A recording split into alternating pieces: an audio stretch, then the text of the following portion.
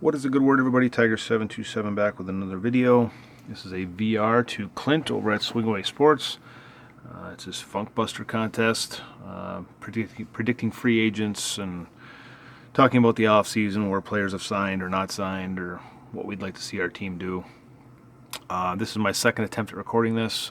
I don't know why I didn't record the first time, so I'm going to try to hit everything that I hit on before. YouTube in general, been gone for about a week, and my phone, since I updated it, no longer shows when people post a video. So as usual, I'm way behind on videos, and I'm even further behind now because I have no idea who's posting and when. So I don't know what's the deals with the update. And I didn't get a new phone because of it, but I do have a new phone coming, so maybe that'll change things. I don't know. But for the purpose of the update that I did about a week and a half or so ago, I would call it the Paul Gibson or Gregory Soto of updates. Not good. So, talk about Ohtani. You can see a couple Ohtani cards / Trout that I have there. Ohtani signed Saturday. Today's Monday. Ridiculous money, $700 million. I don't even know what these teams are thinking anymore. I mean, Ohtani's a great player and a once-in-a-lifetime type player, but I don't know. As these contracts get bigger and bigger, I think it's just gonna hurt baseball. Just my opinion, could be completely wrong. I'm not a finance guy, but $700 million is just crazy. I know Eric over at Classic Cards and Artie Moreno have both, or Eric has said that Artie has come out and said that he 100% is not trading Trout. I did see that on MLB Trade Rumors. I don't believe him. I don't believe a lot of things the owners say anymore. I understand it to an extent, but I think at some point Trout's going to get traded. Don't know if it'll be this off season, but if the Angels are looking to rebuild.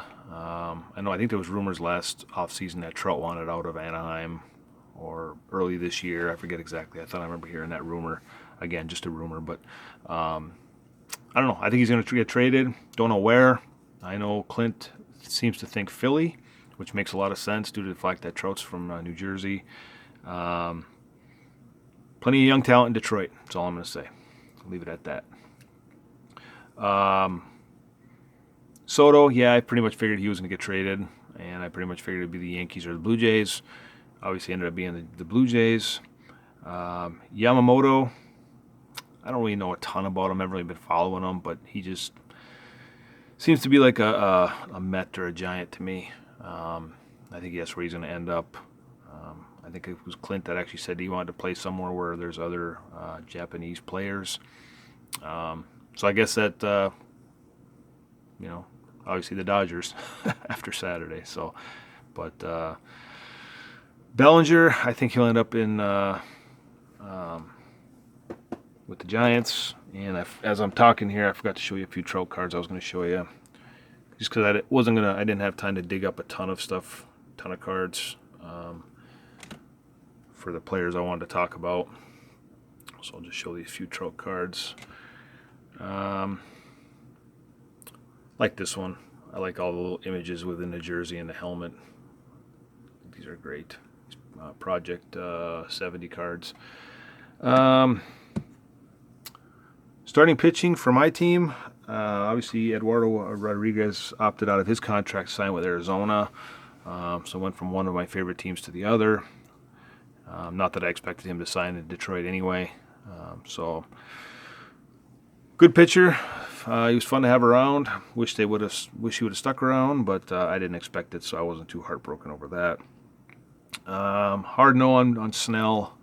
Snell's a good pitcher.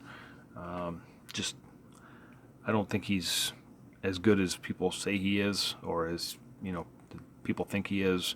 So Aaron Nola, I'd be okay with him. Probably not the money that he's probably going to want, though. But we'll see. Tigers have been pretty quiet so far. They picked up Chafin yesterday, which, solid reliever. Struggled last year in Milwaukee towards the end of the year. He did play in Detroit 2 years ago. Did pretty well for us. I was surprised they actually let him go last offseason or didn't sign him. Platooning third base for Detroit between Nick Maton and Matt Vierling. Tyler Nevin's been over there a little bit too. Not big on Nevin. Vierling was solid bat, but I think he's more of a corner outfield guy. But played pretty solid third base. Nick Maton, obviously he got sent down. Started off fairly well. He actually, was playing pretty good defense, and then I don't know, forgot how to play defense apparently because he was making a bunch of errors. Bat-wise, his offense, if he didn't hit a home run, he couldn't hit water if he fell out of a boat. So he was sent down, started playing better, I guess. So I'm hoping he turns things around. I really like Nick Maton. Hope he has a good career. I'll just throw this one out there. I picked up his Topps Gold rookie a while back. You guys know how I feel about Topps Gold. Big fan of them.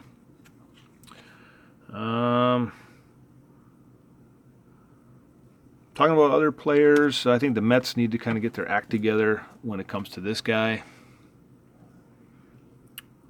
Picked this up on eBay back in, I think it was the summer of 19 or 20, and sent it in because it was ungraded when I bought it.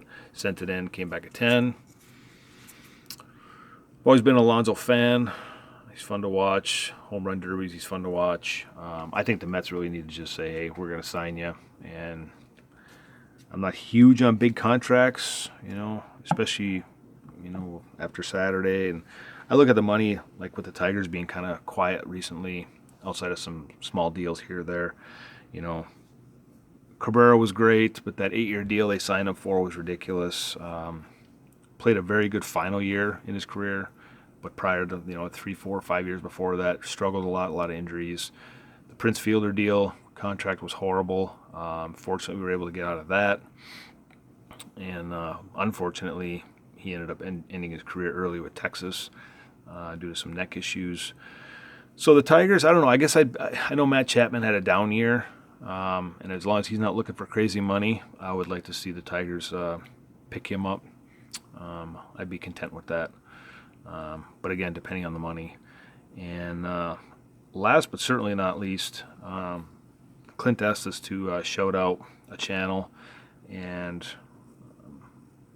I know his subs have picked up a lot in the last probably couple weeks, because I checked a couple weeks ago and I was surprised he was only like 80 or something, which threw me for a loop. And now I see he's up to like 115 or 120, which is still much lower than what he should be. And that's Andy over at D's Collection. And he's recently shouted me out, and I'm not shouting him out just because of that. I'm shouting him out because I think he deserves it. I truly feel that way. Texted him back and forth a few times. Great guy.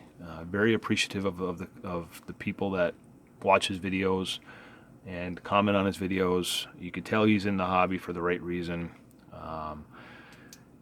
Talks about his kids a lot and the stuff that he does with his family, going to games and autograph sessions, and tells you stories about players that he's met and how they interact with his kids. And that's super cool to me, especially now that my oldest daughter is getting into baseball more and following the Brewers and collecting Brewer cards and stuff like that. So if you're not familiar with Andy over at D's Collection, I highly suggest you go and watch his channel. Lots of great items that he shows, anywhere from cards to older magazines to figurines, all over the board. So other than that, I will try to remember. I'm horrible at putting in links, so I will try to put Andy's link in my comments.